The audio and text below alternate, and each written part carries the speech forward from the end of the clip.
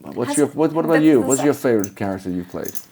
A psychopathic nanny. A psychopathic nanny. Hi, Harper's Bazaar. I'm Cinta Laura currently in Cannes with L'Oréal Paris, Indonesia. And next to me, we have the very handsome Nikolaj Coster-Waldau. I almost butchered your name. I had to ask outside, is it Waldau or Waldo? Listen, it's Waldau. You were close. That means I was correct. Yeah. I shouldn't have asked. I shouldn't have solicited help. See? Should have trusted my instincts, guys. Yeah, if the choice is between Dow and Doe, don't go with Doe. Okay. I don't want to be Doe.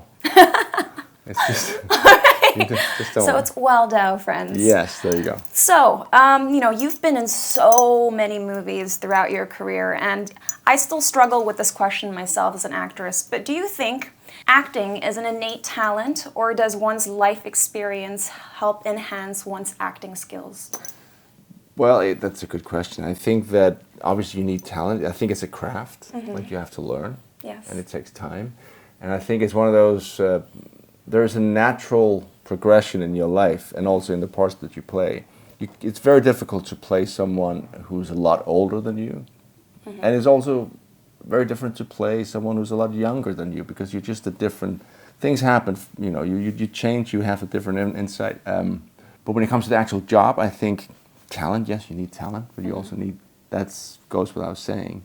But then you have to work and you have to listen. And the strongest, acting is reacting, right? Right. So you can never allow yourself to be, in your own world. It's all Correct. about whoever you're talking to or playing with. Yes. And on that note, what's your most favorite character? What's the most favorite role you've ever played? Is that a tough question? Well, it is tough because when I work on something, I always find that thing to be the most exciting. Yeah. And then the next one comes along. I've been very lucky. I've had some great characters. At the top of your head, what do you think really resonated? For me, I think I did a movie called Shot Caller, where I play a guy who's just a regular guy, and suddenly he finds himself in prison. And it's kind of a story of a regular Joe who ends up becoming, a very hardened criminal. And that was a very interesting story. I did another one last year called Against the Ice on Netflix that I developed myself and co-wrote, and that of course became very personal. Of course, the Game of Thrones, we talk about a character that becomes bigger than, because the show became global, and Yes. I look very much like the character, so you get there's a confusion, but it's all good. What about you? What's your favorite character you played? A psychopathic nanny. A psychopathic nanny. I've always dreamt to play the role of Rosamund Pike's role in Gone Girl, someone who looks put together on the outside and has this perfect life, but inside is going through a major internal struggle and doesn't know how to quite soothe herself, and therefore starts acting upon her impulses. I think that's extremely profound. And do you think that, or why do you think that's the part that you... Why? I think because deep inside I have that sense of perfectionism that I strive towards, and it can get frustrating. It actually eats you alive, which is why I'm trying to let go. Even with this, I have a little note card in front of me. Yeah. I don't actually need it, but having it there, knowing that if anything were to go wrong, I have something to fall back on, gives me that sense of calm. Yeah. Yeah. Yeah. And that's not good for acting either, because you just gotta Yeah. But that you can only. But I think you can only get to that point if you have done all the work. Yes, this is true. And you can let go in the moment. But but I just thought it was interesting because when you mentioned the character of your dreams, you mentioned someone who people might from the outside look at as just perfection and beautiful, have everything together, and then inside there's all turmoil. And I think isn't that how everyone feels? Yes. Today, everybody, there's this constant, it's not less with social media, the whole, the perfection. You being a spokesperson for L'Oréal, people look at you as beautiful and amazing, and surely you can't have any problems in your life, right? Wow, I can't believe I'm being interviewed by No, Nikolaj. but it's just interesting that was what you picked, because of course it makes sense that none of us are, unless we're very close friends and family, then the perception other people have of you very rarely mimics how you see yourself. In other words, none of us really have it together. No, we don't.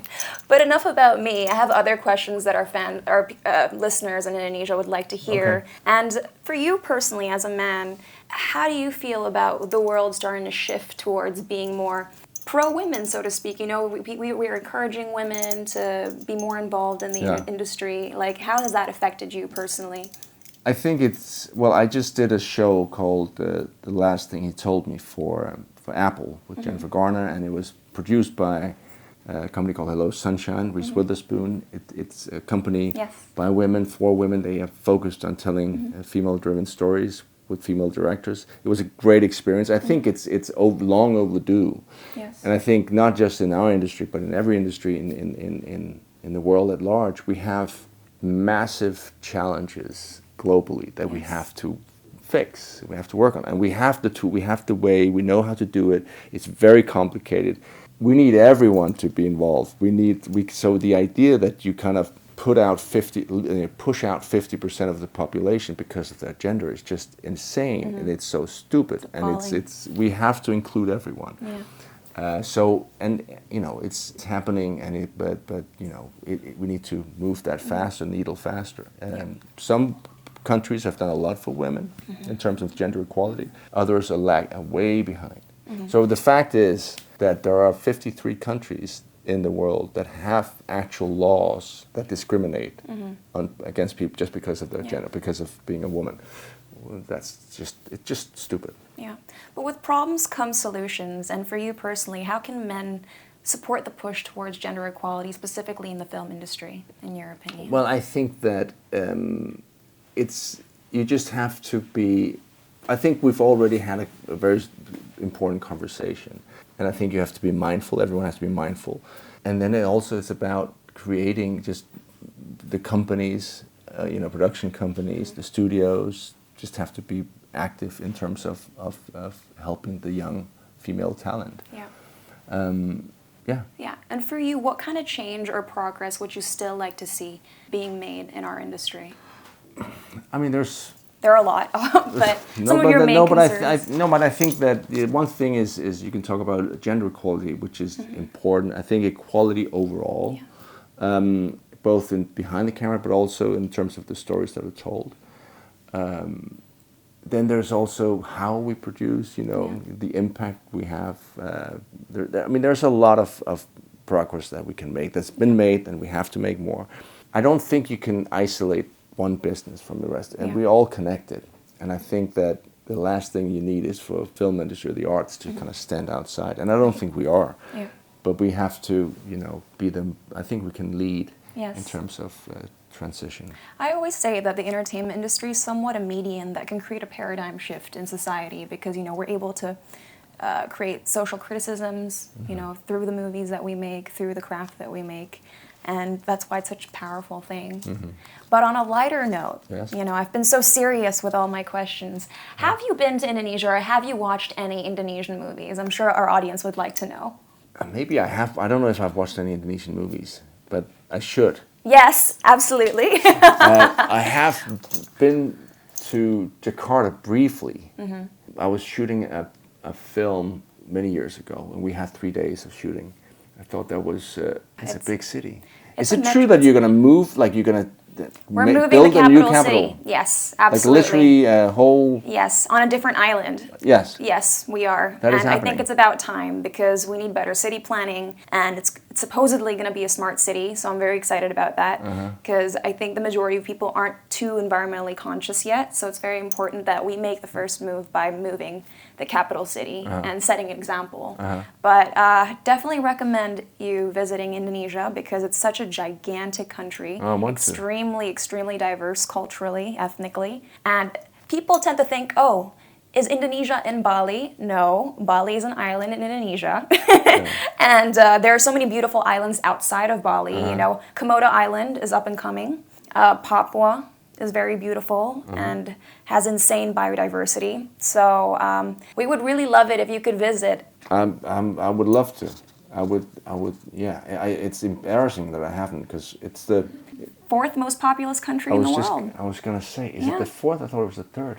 What's soon. The fourth? What's the third then? So it's China, India, China. India has surpassed China. India, right? China, and then United States. We forgot the U.S. United States. No, you're more populous than Indonesia, and then Brazil. How many Indonesians are there? 280 million. Oh. I think the U.S. is 320. Oh yeah, that's right? true. I learned something. You learn something new every day. Yeah, and I mean, well, we'll be waiting for you to visit us. I would love to. Thank you so much for your time. I think you before we started, you was like, listen, I'm not a journalist, but I thought this was fantastic. You did a great job. Thank you so much. Thank you. And Harper's Bazaar, thank you for joining us today. We'll see you guys next time. Bye.